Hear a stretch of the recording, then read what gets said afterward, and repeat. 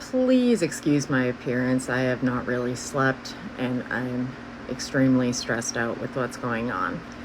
My name's Amelia Shan. I'm making this video because I honestly don't know where else to turn. I've kept everything super private. I've never put anything like this out on the internet. Even when they were attacking my husband on the news and on social media, I stayed quiet. I'm hoping someone out there, whether you're an attorney, a mental health professional, someone who works in corrections, or someone that's been through a similar situation. To give you a backstory, my husband is currently incarcerated in Florida, and I'm deeply concerned about his mental health. This is not the first time he's ever experienced a severe mental health crisis, but this by far is the worst one that he has gone through. His mental health crisis goes back to 2007 when he was attacked in Middleborough, Massachusetts and stabbed multiple times and left to die on the side of the road. He was in the hospital in Boston after being transported from Middleborough. He was there for about a week, and then due to him being young dad, he was forced to go back to work early. He never got the treatment he needed to deal with that trauma. Fast forward to 2011, he received a letter in the mail stating that his attackers were getting out of jail, and I believe that's what started the severe mental health crises that occurred afterwards. Back in 2016, he voluntarily committed himself to a mental health facility on Cape Cod, Massachusetts. He was only there for a short time. They prescribed him a couple medications, but he had zero follow-up care. He didn't know where to go. They never contacted him again, and he's not very good at keeping up with medical stuff. I was not with him at that time. Last year, I had to call 911 on him because he jumped out my bedroom window when I was in the living room because he thought he was getting messages on his computer and his cell phone that someone was coming to murder him.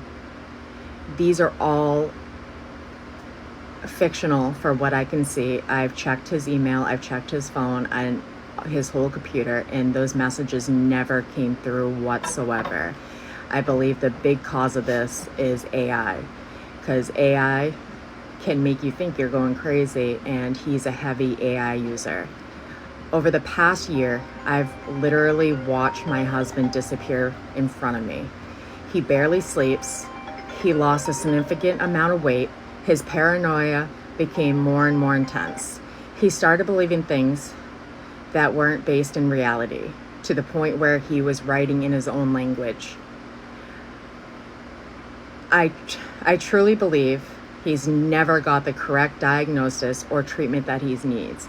At being a young single dad most of his life, he never had access to proper health care. And if he had a diagnosis, early on, he would have been able to treat this, and it wouldn't have got to this point where he is currently incarcerated. Just a few days before his arrest, he was approached by Marion County deputies and reportedly told them that they were not real.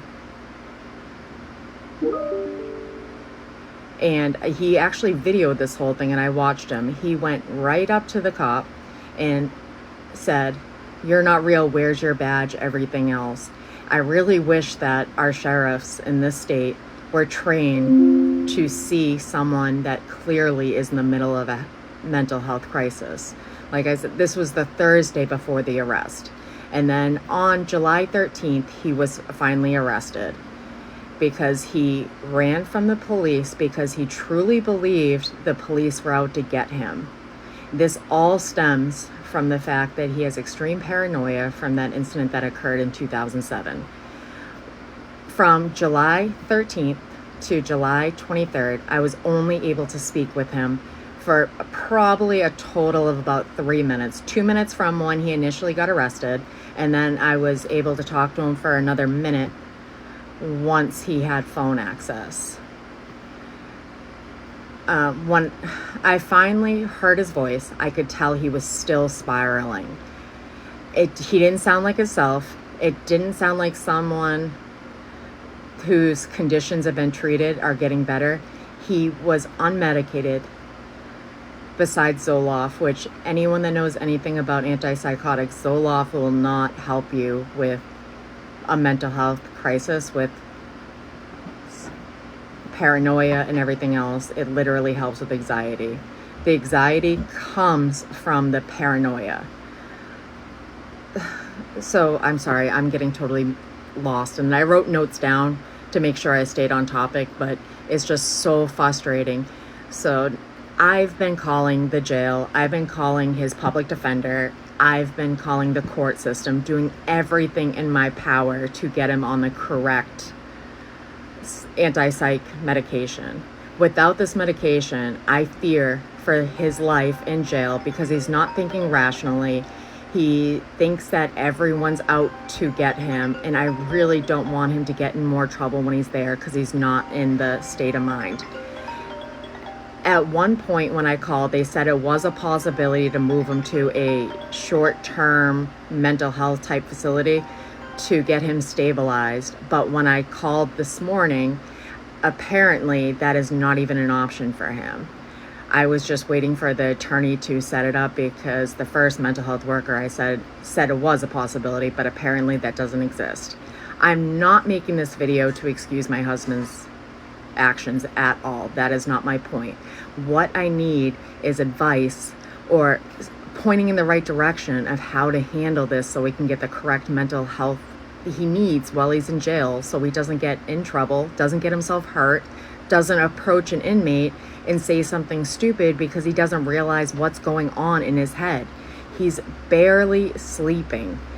He hasn't been given anything to help him sleep, and anyone that knows manic episodes, not getting sleep is absolutely the worst thing you could ever do.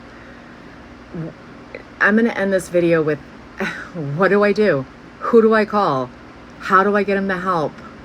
Is there any organizations I can deal with? Is anyone going through something similar? Is anyone in the corrections that could point me in the right direction? My husband is not a felon. My husband is a caring man that's literally in the system because the mental health system has failed him. The doctors that I've seen over the years have failed him. Please, someone reach out to me, DM me, comment, share, like, just something. I need to get this story out there so I can get him the help he needs. I tried with the public defender, but it's a public defender in the state of Florida, and honestly, we all know she probably has hundreds of caseloads. And this is a super urgent matter. I can't wait till she gets to the bottom of her inbox to see my email. I have sent her over all the police reports from his incident when he got stabbed. I've sent over every bit of paperwork I can find in the house, but until he signs that paperwork, give me the medical release, I can't even access his medical records from the mental facilities he went to on Cape Cod.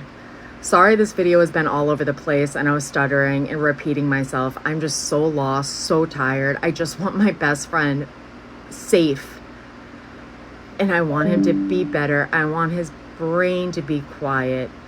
Watching someone disappear in front of your eyes that you have loved and known for most of your life is the hardest thing you'll ever do. Is just hearing his voice and knowing that he's in trouble and I can't do anything to help him.